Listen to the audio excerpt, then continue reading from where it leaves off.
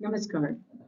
विशेष शिक्षा स्वतंत्रता पूर्व शैक्षणिक विकास के अंतर्गत ये एक नया वीडियो है जिसमें हम आज बताएंगे कि सैडलर आयोग या सैडलर विश्वविद्यालय आयोग क्या था और इस आयोग के तहत किस तरह के सुझाव आए, क्या-क्या इसके अंतर्गत विकास हुआ, ये सब हम इस वीडियो में जानने की कोशिश करेंगे।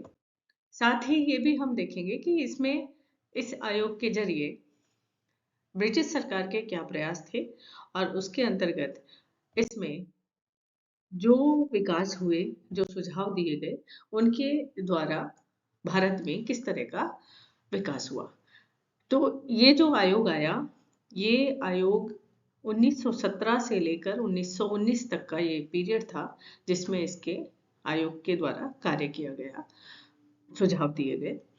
तो इसका जो मुख्य कारण था वो यह था कि सैडलर विश्वविद्यालय आयोग का गठन कलकत्ता विश्वविद्यालय की समस्याओं के अध्ययन और उस पर रिपोर्ट प्रस्तुत करने के लिए किया गया था। बाद में आगे चलकर इस आयोग के सुझाव देश के सभी विश्वविद्यालयों पर लागू किए गए थे।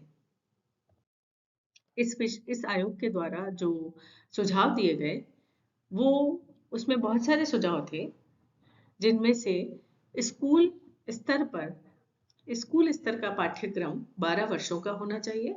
विश्वविद्यालय शिक्षा के लिए इंटरमीडिएट शिक्षा ग्रहण करने के बाद ही प्रवेश प्राप्त होना चाहिए या प्रवेश दिया जाना चाहिए। विश्वविद्यालय स्तर पर डिग्री पाठ्यक्रम 3 वर्षों का किया जाए।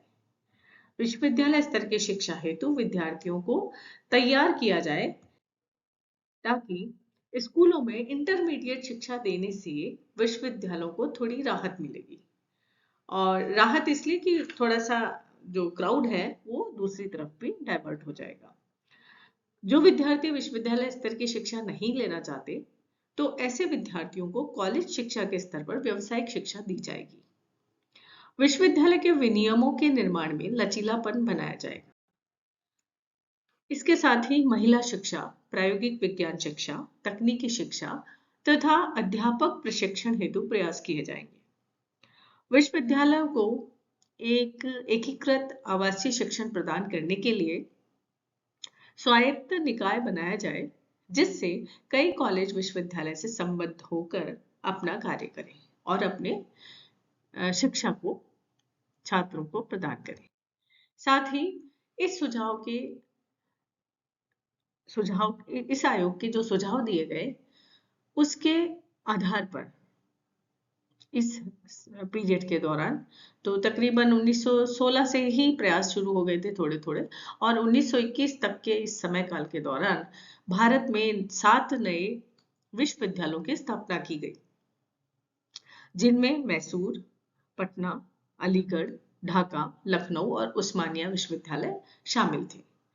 तो ये आयोग जो था एक बहुत बड़ा मील का पत्थर साबित हुआ जिसके तहत विश्वविद्यालय खुले और शिक्षा का एक नया विकास शुरू हुआ।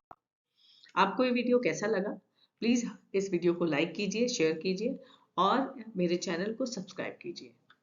धन्यवाद। मिलते हैं नेक्स्ट अगले वीडियो पे।